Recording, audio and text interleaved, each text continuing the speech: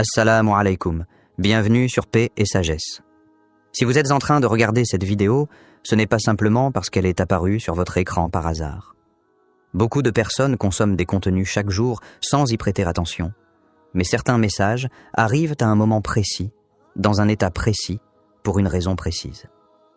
Cette vidéo fait partie de ces rappels que l'on ne doit pas écouter à la légère. Dans la vie, nous recevons tous des signes, des paroles, des rappels. Pourtant, la majorité passe à côté sans les reconnaître. Non pas parce qu'ils sont invisibles, mais parce que l'esprit est occupé, distrait ou fermé. Recevoir un rappel ne signifie pas automatiquement comprendre ce qu'Allah est en train de faire. Souvent, le sens réel apparaît plus tard, quand le cœur est prêt. Le plan d'Allah ne commence pas toujours par des miracles visibles ou des changements spectaculaires. Très souvent, il se manifeste d'abord par une prise de conscience, une inquiétude intérieure, un appel discret à se repositionner. Beaucoup attendent de comprendre entièrement avant d'agir, alors qu'en réalité, le plan d'Allah se révèle à mesure que l'on avance avec sincérité.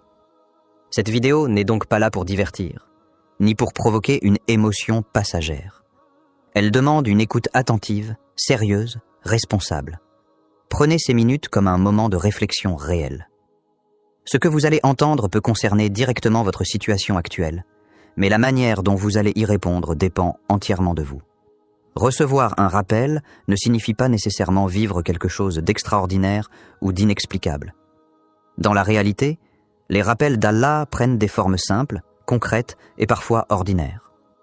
Il peut s'agir d'une parole entendue au bon moment, d'un événement inattendu, d'une perte qui fait réfléchir, d'un message que l'on ne cherchait pas mais qui résonne intérieurement.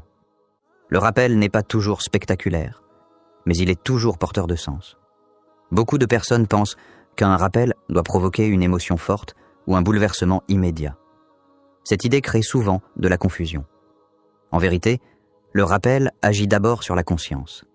Il met en lumière quelque chose que l'on sait déjà, mais que l'on a choisi d'ignorer, de repousser ou de minimiser. Il ne force pas, il expose, il ne contraint pas, il invite. Recevoir un rappel n'est donc pas une preuve que l'on est sur la bonne voie, ni une garantie que tout ira bien. C'est une invitation claire à réfléchir, à se repositionner et à corriger ce qui doit l'être. Beaucoup entendent des rappels tout au long de leur vie, mais peu prennent le temps de s'arrêter pour les considérer sérieusement.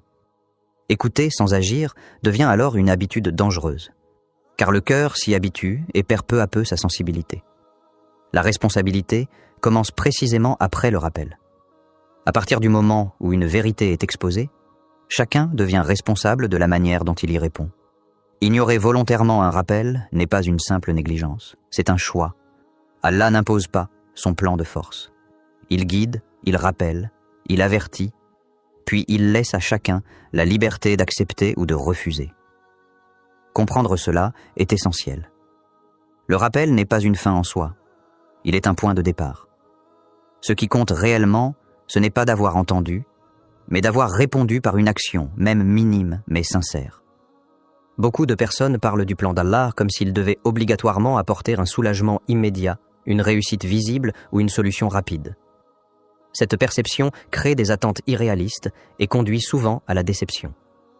En réalité, le plan d'Allah n'est pas conçu pour satisfaire nos envies immédiates, mais pour nous guider vers ce qui est juste, même lorsque cela contredit nos préférences personnelles.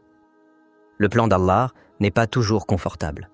Il peut déranger des habitudes installées, remettre en question des choix anciens et demander des efforts que l'on n'avait pas prévus. Parfois, ce que l'on considère comme un retard est en réalité une protection. Ce que l'on interprète comme un obstacle peut être une orientation différente de celle que l'on voulait emprunter. Le plan d'Allah ne suit pas le rythme de l'impatience humaine. Il est également important de comprendre que le plan d'Allah ne correspond pas systématiquement à nos désirs. Nous demandons souvent ce qui nous semble bon à court terme, alors qu'Allah voit l'ensemble du chemin.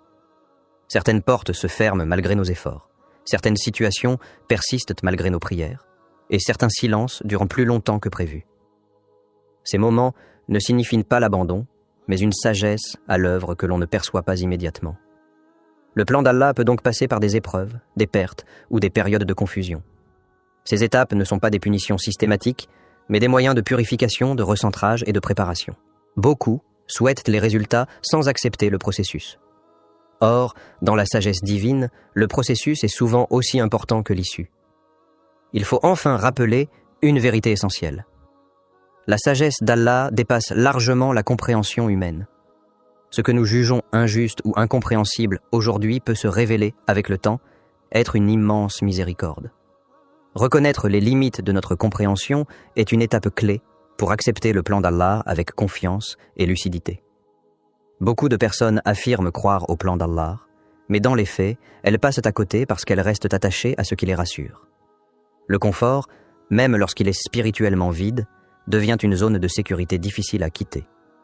Tant que la situation ne provoque pas une douleur immédiate, beaucoup préfèrent s'en rester immobiles plutôt que de répondre à un appel au changement.